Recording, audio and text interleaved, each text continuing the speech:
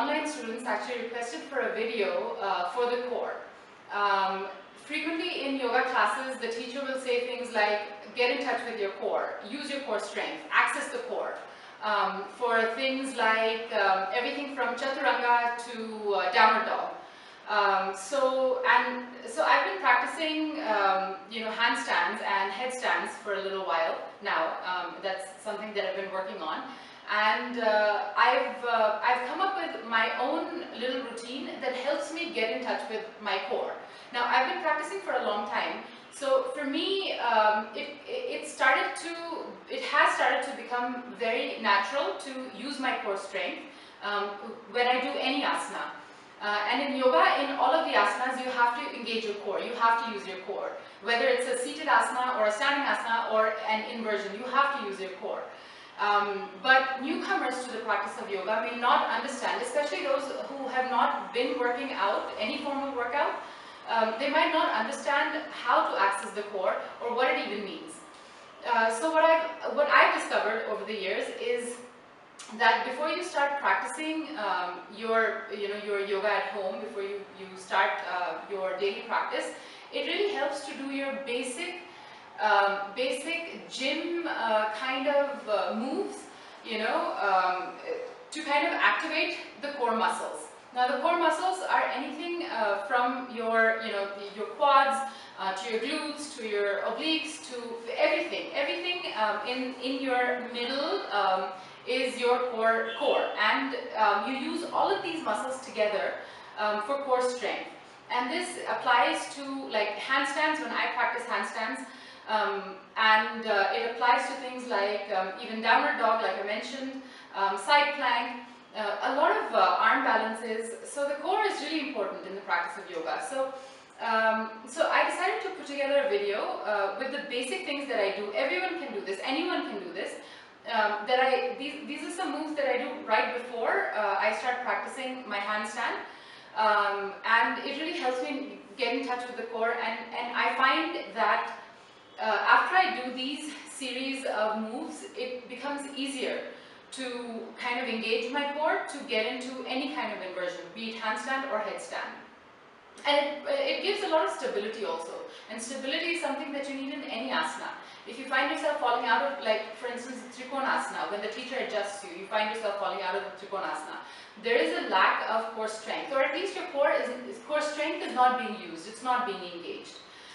So this helps. So what I generally do is just 10 reps of squats. The squat is also known as the malasana in yoga. Then I do leg lifts, and then I do a combination of boat pose and lying down flat. So it's like it's a combination of the leg lifts and the boat pose. So I'll just go through that right now. I do all of these movements really slowly, and I just do one set. If you do any movement really slowly, your body has a chance to learn the movement and to make the most of it. So I don't believe in doing a lot of reps. I believe in doing each rep to the best of your ability, so that your body can really assimilate the movement and really understand the movement. So I'll just do it right now, and you can join along with me. And yeah, let's see maybe if you do this before your yoga practice, you might find that your practice becomes more stable and you're able to really access the core and really understand the next time the teacher says engage your core. So let's start with the squats, the malasana. So malasana starts with standing in Tadasana and then coming down, all the way down in malasana. This is the malasana or the squat. So then I come up slowly, actually engaging the core, or pulling my abs in and really using my glutes, my thighs, tightening everything. So this is the third one. And then 4. Some of you may find it a little difficult, those of you who are used to not coming all the way down, or who are used to just doing the reps really quickly. You might find this a little difficult, a little more difficult, but then if you do it slowly, the yogic way, I think you gain a lot more out of it. This is the 7th one. 8, 9, and 10. Good.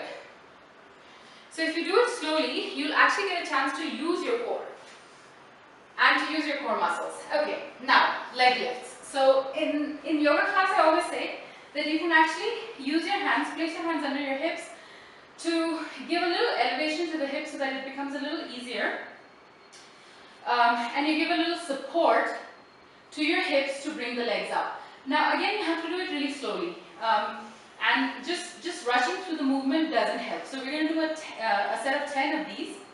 So go ahead and get ready, and then let's lift the legs up to 90 degrees and then come down only to 1 inch off of the floor, so not all the way down. Then 2, and come down. And try and point your heels out instead of the toes out. So don't do this. Try and point the heels out. And slowly come down and come up.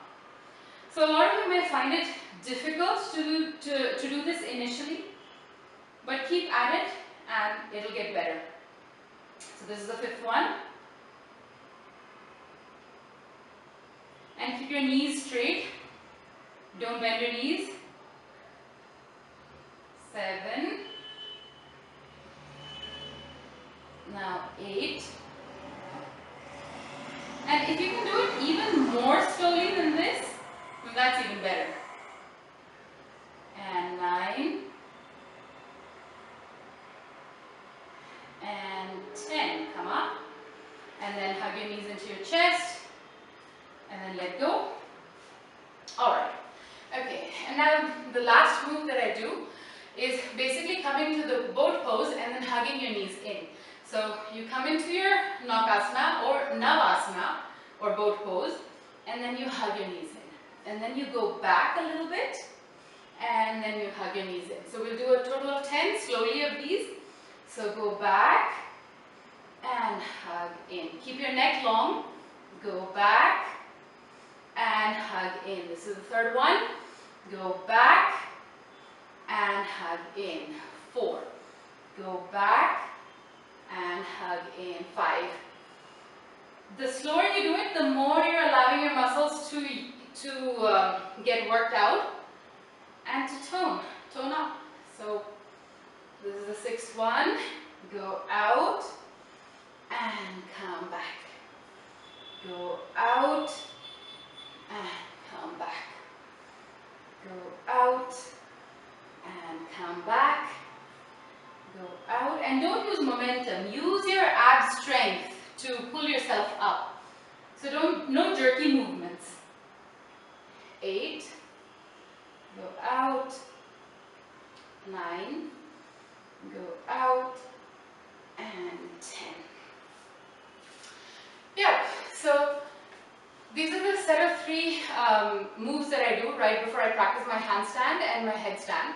And I find them really useful. So you could try just with this, starting just your workout just with this initially. And as time goes on, you could do variations with these. There's so many variations.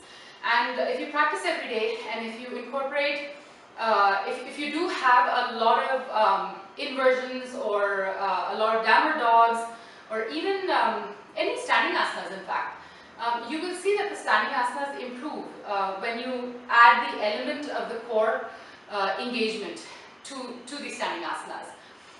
So yeah, do try these out and let me know how it is, whether it actually helps you. Like I said, there are many variations, and if these don't help you, there are so many others that you can try. So yeah.